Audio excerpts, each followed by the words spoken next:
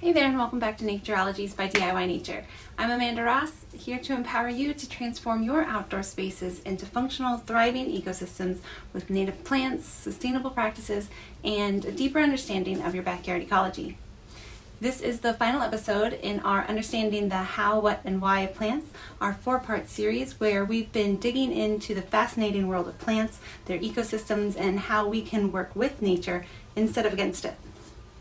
If you've been following along, we've talked about plant characteristics, the unique ways plants are built to grow and move, as well as their ecological importance. And now, in this grand finale, we're wrapping it all up by tackling 5 of the biggest gardening myths out there. So grab your gloves or maybe just your coffee and let's debunk the top 5 misconceptions about plants and working with nature. Let's dig in.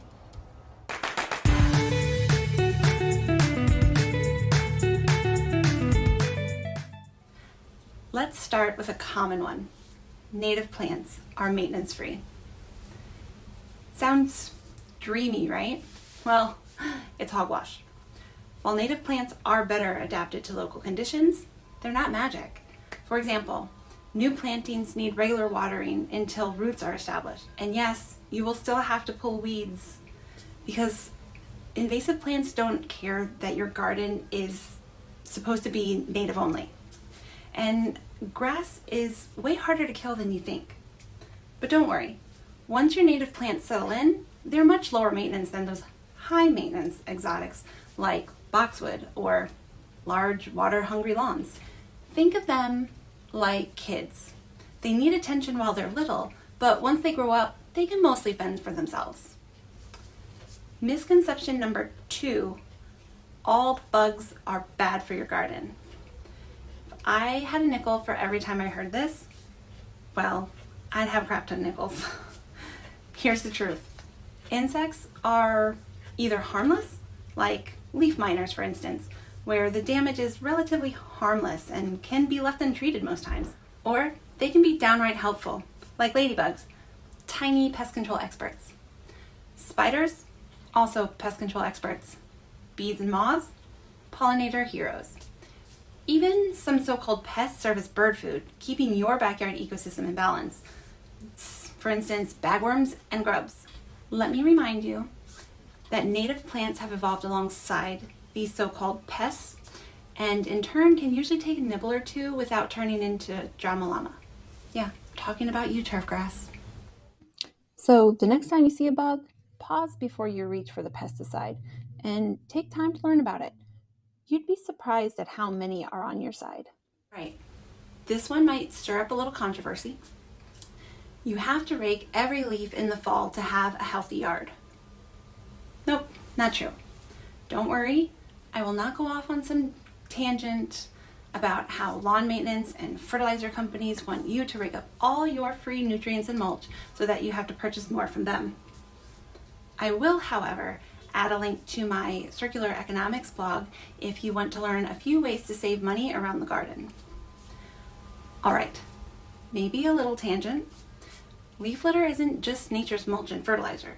It's a lifeline for insects like fireflies, butterflies, and moths. Want more lightning bugs?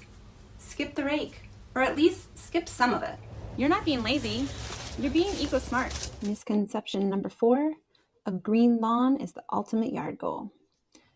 Sure, a trimmed lawn looks nice, I guess, but it's also a resource hog. Tons of water, fertilizer, and time mowing and edging. Not to mention a waste of space. That is, if no one's playing in it. Instead, why not try a wildflower meadow, native ground covers, or even a veggie or herb garden? These alternatives support pollinators, can save water, and cut down on maintenance. Trust me, your yard will thank you, and so will the birds and bees. Finally, let's bust the biggest myth of all. You need a green thumb to be a gardener. Spoiler alert, green thumbs are a myth. Gardening is a skill anyone can learn with patience, practice, and the right information. Even I've killed a plant. Yes, more than one actually. But each mistake is just another lesson learned. If you're interested in learning the skill of eco-gardening, I recommend joining me in my eco-garden masterclass. If I can DIY nature, so can you. Start small, keep learning, and remember, plants are pretty forgiving. They'll give you plenty of chances to get it right, especially native plants. That's it for this video and the final episode of our series, Understanding the How, What, and Why of Plants.